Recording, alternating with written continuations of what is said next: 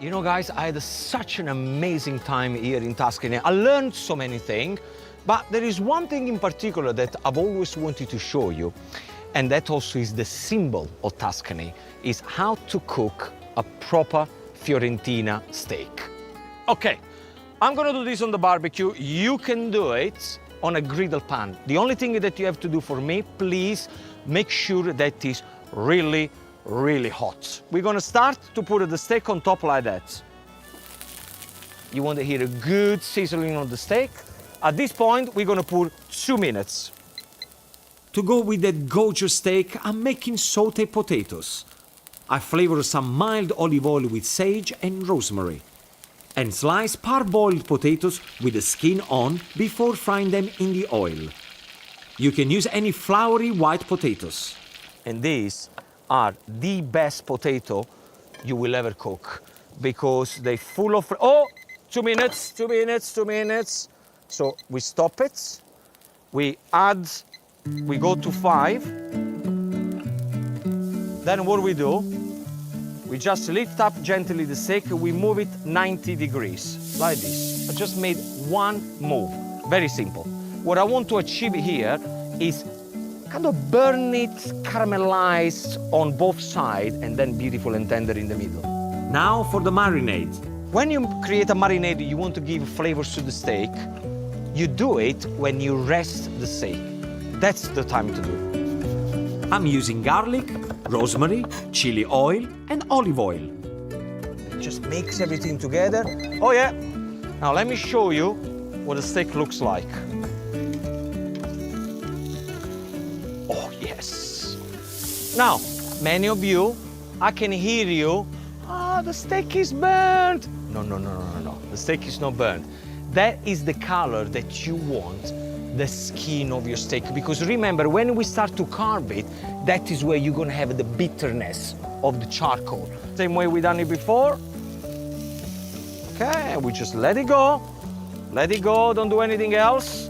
Don't forget for time to time to have a little sip of wine. Let the barbecue do the job. Bello, bello, bello, bello. Mwah! Once the potatoes are golden brown, they are ready. You can imagine, right? The flavor of the rosemary, the sage. Ecco qua. Now, at this point, I'm just gonna pour salt on top, and I'm gonna let them rest on the side. How many more minutes have I got? See there? 3, 2, 1. Beep, beep, beep, beep, beep, beep, beep, beep, beep, beep. Okay. I'm cooking this steak medium. You do that when your guests come around, and they're gonna be like, wow, it's awesome. Along with the beef and potatoes, I'm serving some lovely local green beans.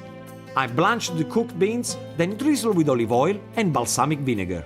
I remember my Nonna Flora, used to say all the time, stop spending time in the kitchen, spend more time do the shopping, because then your job is already done halfway there. She was right. So the way we do this, very simply, just put them in the middle. Look, this is the best beans you will ever try. The steak is cooked, but it's not ready to eat just yet. Oh no. We put it in a tray. I had the marinade I made earlier. Now is the time that the steak starts to relax. The steak needs to rest for a good 5 minutes, so the meat relaxes and you can eat it at its most tender. Time for another sip of Chianti and enjoy the view. Now we're gonna go for the carving. No more drinking Gino. Let me show you the way we serve this, which was here.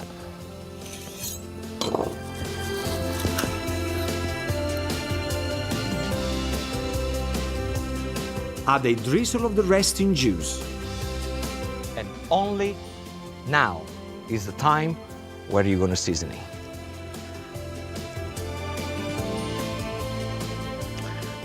And there you have it. This is how you make the perfect Fiorentina steak. And I'm gonna say salute now to all the women in my life. Without you, it would be no Gino D'Acampo. Thank you.